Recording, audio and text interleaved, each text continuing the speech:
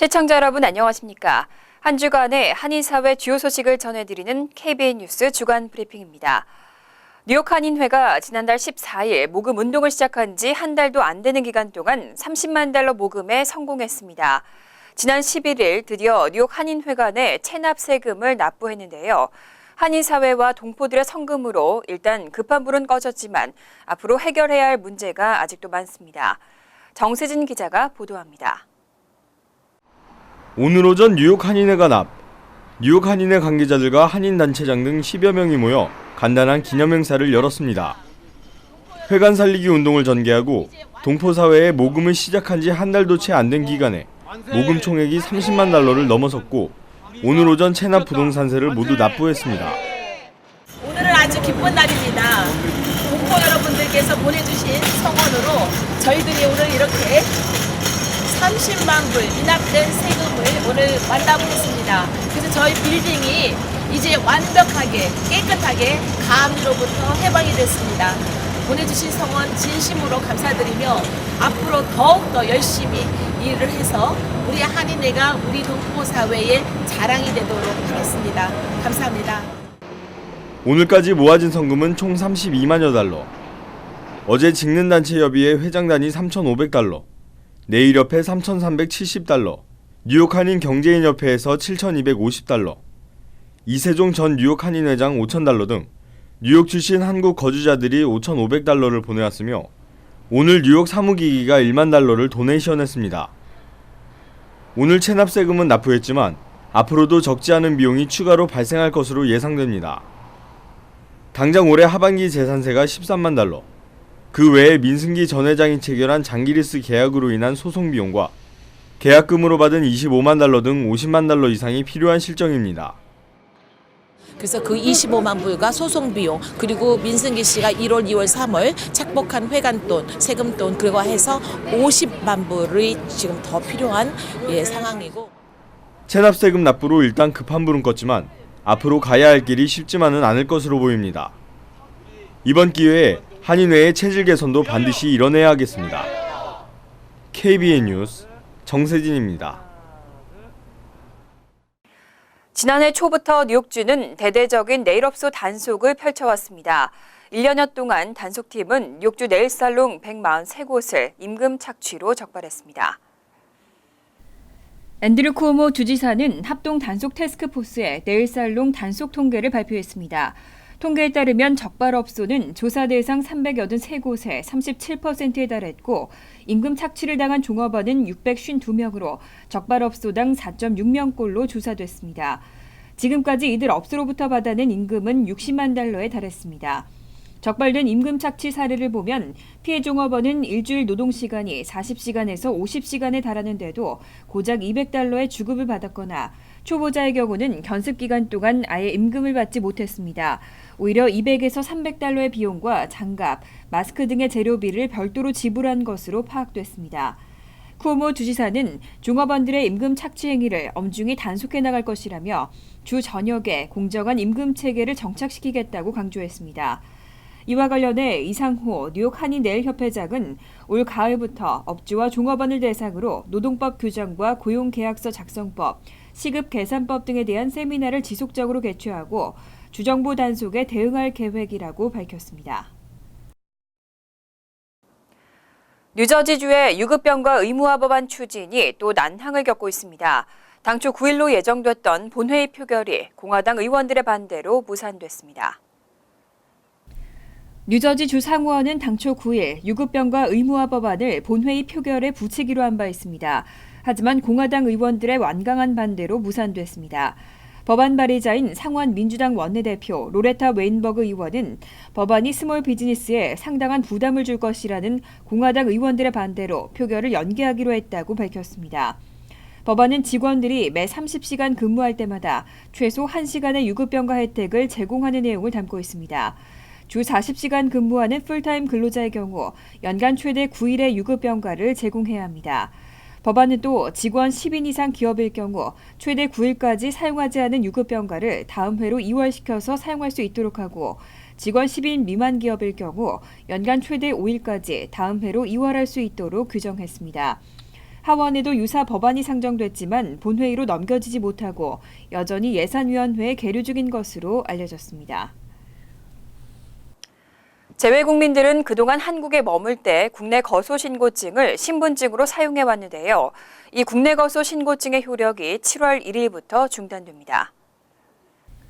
한국 법무부와 행정자치부에 따르면 재외국민이 한국에서 신분증처럼 사용하던 국내 거소신고증 효력이 7월 1일부터 중단됩니다. 이에 따라 2015년 1월 2일 전 재외국민 국내 거소신고증을 발급받은 한인 영주권자는 6월 30일까지 재외국민 등록증을 반드시 발급받아야 합니다. 국내 거소신고증을 사용하던 영주권자는 주민등록 후 거소신고번호를 주민등록번호로 변경하면 됩니다.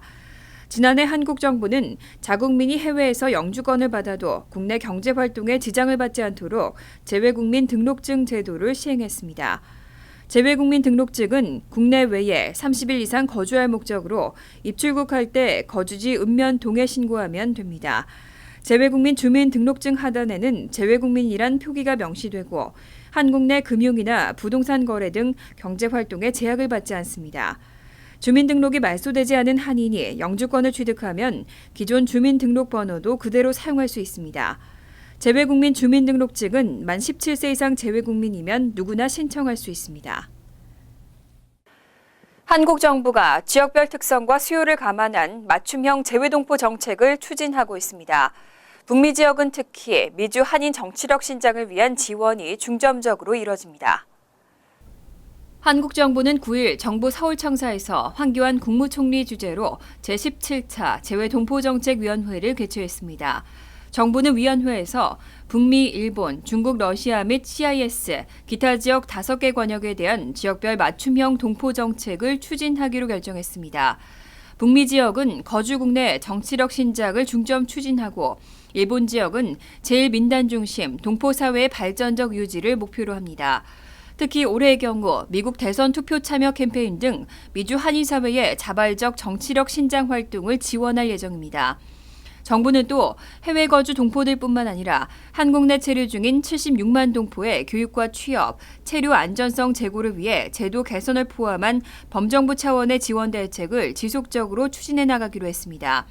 또 재외국민 편익 증진을 위한 노력도 강화하고 민족 정체성 제고를 위해 재외 한국 학교를 신설하고 한글 학교 지원을 강화할 예정입니다. 한국의 뇌교육은 단기간에 학생들의 학습 성취력을 올리고 사회성 향상이라는 놀라운 결과로 미 공립교육의 새로운 대안으로 떠오르고 있습니다. 한국의 뇌교육에 대한 컨퍼런스 파워브레인 포텐셜이 성황리에 개최됐습니다. 정세진 기자입니다. 지난 7일 뉴욕 포레스트 힐에 위치한 PS 144 초등학교에서 열린 뇌교육 컨퍼런스. 뉴욕시 장학관과 교장 및 교사 등 160여 명의 교육 관계자, 그리고 학부모 등 총 400여 명이 참석한 행사에서 뇌교육의 우수 사례들이 발표됐습니다.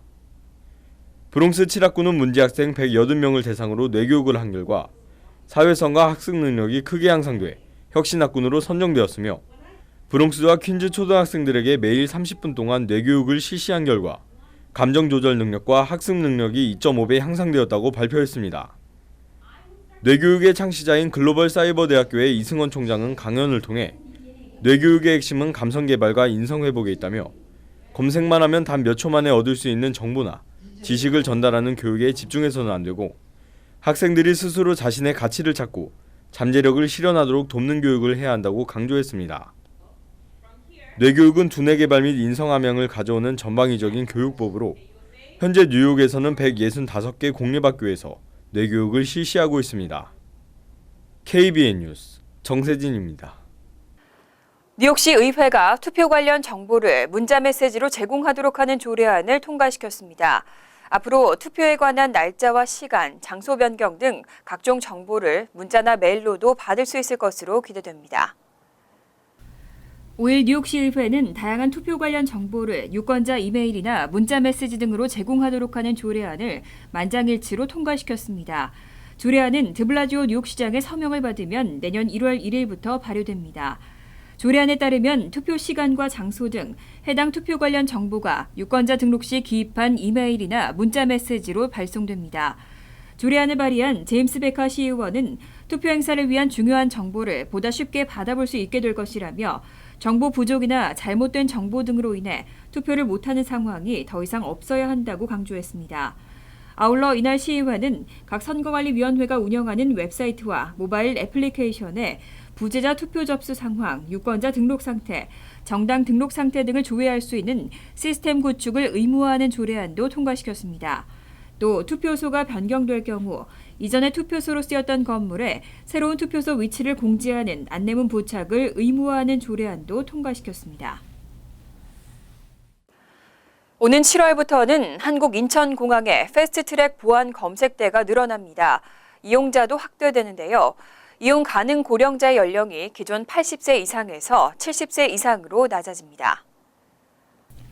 국토교통부와 인천국제공항공사는 인천공항의 패스트트랙 보안 검색대를 5개에서 10개로 늘리고 이용 대상자를 확대한다고 발표했습니다.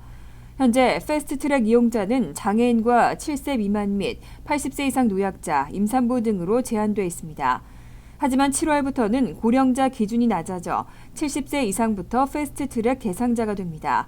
또 5.18 민주화운동 유공자와 국가유공자 중 상위 등급을 받은 사람, 국내 구매 실적이 높아 한국 방문 우대카드를 발급받은 외국인 등도 패스트트랙 이용자로 새롭게 추가됐습니다. 패스트트랙 이용자와 함께 동반할 수 있는 인원 수도 2명에서 3명으로 늘었습니다. 대상자는 항공사 체크인 카운터에서 여권이나 유공자증, 장애인 등록증 등을 통해 확인을 받으면 패스트트랙을 이용할 수 있습니다. 한편 국토부는 거동이 불편한 교통약자가 인천공항에 도착했을 때부터 항공기를 탈 때까지 도우미를 지원하는 원스톱 서비스를 8월부터 시행한다고 밝혔습니다. 오는 11월에 치러질 대선의 각 당 후보로 공화당 도널드 트럼프와 민주당 힐러리 클린턴 전 국무장관이 확실시되고 있습니다.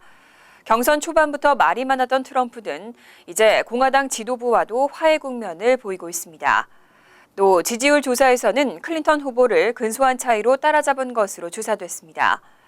결과적으로 트럼프는 민심은 물론 당심도 얻어내고 있다는 분석입니다. 올해 11월 승리의 주인공이 누가 될지 점점 더 예측하기 힘들어지고 있습니다. KBN 뉴스 주간 브리핑 여기서 마칩니다. 시청해주신 여러분 고맙습니다.